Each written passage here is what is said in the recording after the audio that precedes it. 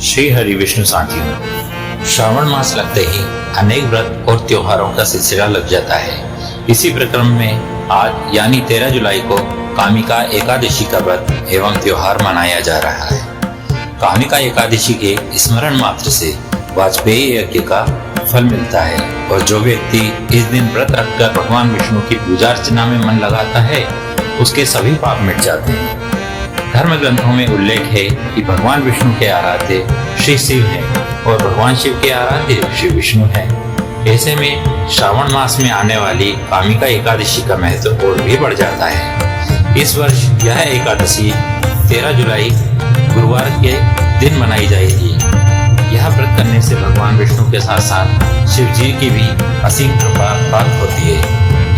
इस एकादशी के स्मरण मात्र से वाजपेयी यज्ञ का फल मिलता है और जो व्यक्ति इस दिन व्रत रखकर भगवान विष्णु की पूजा अर्चना में मन लगाता है उसके समस्त पाप मिट जाते हैं। अब जानते हैं कामिका एकादशी की पूजा विधि और दीपदान का महत्व। इस दिन शंख चक्र और गदा धारण करने वाले भगवान विष्णु की श्रीधर, हरि, विष्णु, माधव और मधुसूदन आदि नामों से भक्तिपूर्वक पूजा करनी चाहिए।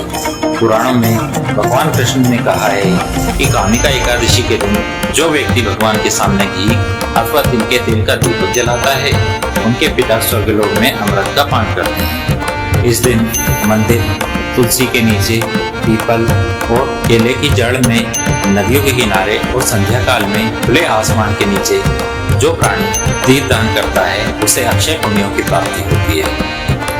इस एकादशी के व्रत से ही विधि दशमी से ही शुरू हो जाती है। इस दिन से ही व्रत रखने वाले को सात्विक भोजन करना चाहिए और वाणी पर नियंत्रण रखना चाहिए। एकादशी के दिन सुबह स्नान करके विष्णु भगवान की पूजा धूप दीप, फल फूल और नैवेद्य से करना अति उत्तम फल प्रदान करता है।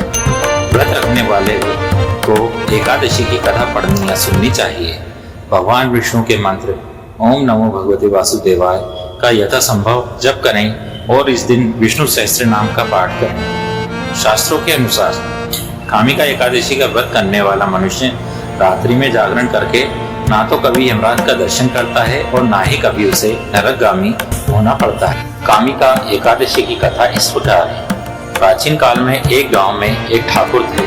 ठाकुर का एक ब्राह्मण से झगड़ा हो गया और क्रोध में आकर ठाकुर ने ब्राह्मण की हत्या कर दी। बाद में उसे अपने किए पर पछतावा होने लगा। अपराध की क्षमा याचना के लिए ठाकुर ने ब्राह्मण का क्रियाकर्म करना चाहा, परंतु पंडितों ने क्रियाकर्म में शामिल होने से मना कर दिया और वह ब्रह्म हत्या का दोषी बन गया। तब ठाकुर ने एक मुनि से निवेदन किया कि हे भगवान, मेरा ब्रह्म हत्या का पाप कैसे दूर हो सकता है। इस पर मुनि ने उसे कामिका एकादशी व्रत करने की सलाह दी। ठाकुर ने नियम पूर्वक एकादशी का व्रत किया। रात में भगवान की मूर्ति के पास जब वह सो रहा था तभी उसे सपने में भगवान के दर्शन हुए। भगवान ने कहा कि मैंने तुम्हें सभी पापों से मुक्त कर दिया है। इस तरह ठाकुर ब्रह्महत्या के पाप से मुक्त होकर अंत में वैकुंठ लोक गया।